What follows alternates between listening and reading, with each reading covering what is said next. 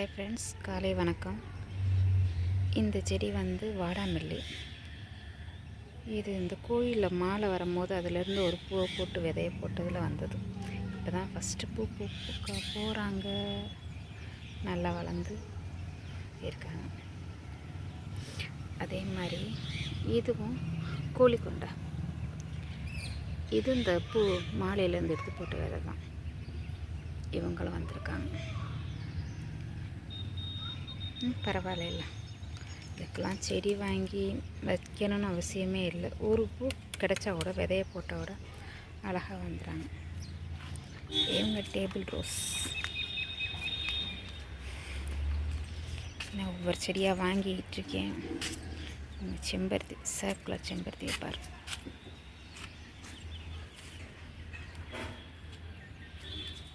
இந்த வரிசையில் ஒரு புதுசாக ஒரு செடி வாங்கியிருக்கேன். இந்த செடி தான் வச்சுருக்கேன். இது மரமாக வரும். கீழே இடமே இல்லை, எல்லாமே மரமாக நிறைய வச்சிட்டனால இடம் இல்லாதனால இங்கே வச்சுருக்கேன்.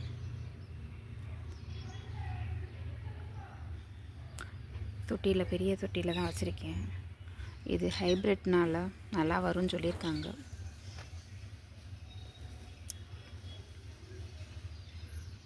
பார்க்கலாம் எப்படி வருதுன்னு பார்ப்போம். இது டிசம்பர் உங்கள்கிட்ட காமிச்சேன்னு ஏற்கனவே காமிச்சிருப்பேன். டிசம்பர். இது வந்து மஞ்சள் கலர் செம்பருத்தி. இன்னொரு இது வந்து காமிக்கணுங்கிறக்காண்டி தான் எனக்கு எடுத்தேன். இவர் தான். இது என்னன்னே தெரியாமல் நானும் சும்மா புல் முளைச்சிருக்குன்னு சொல்லிட்டு சும்மா வச்சுருந்துட்டு இப்போ இதோட அருமை தெரிஞ்சோன்னு தான் கொஞ்சம் நல்லா தண்ணி ஊற்றி வளர்த்துட்டு வரேன். இந்த கடைசி விவசாய படத்தில் சொல்லுவாங்கள்ல, மண் எடுத்து கொண்டு போய் வை, இயற்கை உனக்கு ஏதாவது ஒன்று கொடுக்கும் அப்படிங்கிற மாதிரி. அந்த இதில் வேப்ப மரம் மற்றதெல்லாம் கிடச்சிருக்கும்ல, அது மாதிரி எனக்கு இதில் அருகம்புல் வந்திருக்கு. இதை பார்த்ததுலேருந்து எனக்கு அவ்வளோ ஒரு சந்தோஷம். நான் சும்மா இருக்க டையத்தில் அந்த அருகம்புல் வளர்க்குறது எப்படி அப்படின்னு சொல்லிட்டு, மாடி தோட்டத்தில் எப்படி வளர்க்குறாங்கன்னு சொல்லிட்டு நிறையா ட்ரிப்பு நான் பார்த்துருக்கேன். ஆனால் அது எப்படிங்கிறத விட்டுட்டு மற்ற வேலையெல்லாம், மற்ற செடியெல்லாம் பார்த்துட்டே தெரிஞ்சிட்டேன். ஆனால் எனக்கு அதிசயமாக இந்த ஒரு மண்ணிலேருந்து எனக்கு தனியாக ஒரு அருகம்புல் வளர்ந்துருக்கு. இது அருகம்புல் தான் அப்படிங்கிற மாதிரி சொன்னோன்னா எனக்கு அவ்வளோ ஒரு சந்தோஷம். பாருங்களேன், அது வந்து சும்மா வெறும் புல் அப்படிங்கிற மாதிரி விட்டனால நான் தண்ணி ஊற்றலை. இப்போ ரீசண்டாக தண்ணி ஊற்ற மேலே அப்படியே பச்சையாக மாறிக்கிட்டுருக்கு.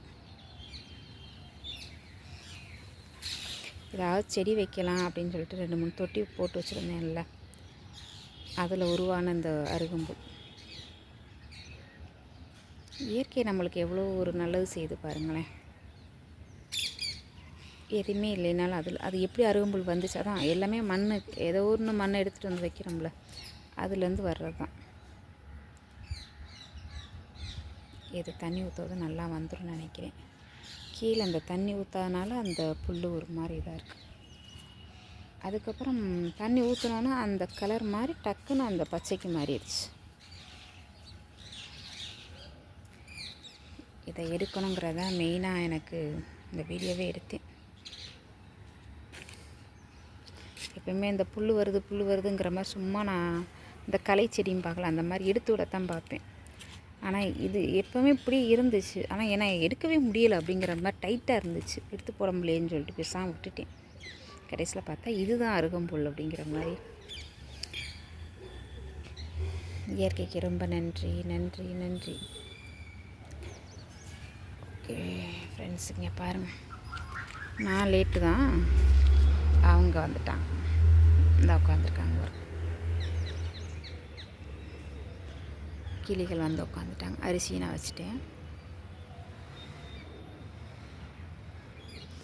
சரி, ஓகே ஃப்ரெண்ட்ஸ், பாய். நாளைக்கு கூப்பிட்றேன். நாளைக்கு பேசுகிறேன். ஃபோனில் பேசுகிற மாதிரியே சொல்லிடுறேன். நாளைக்கு பேசுகிறேன். பாய்.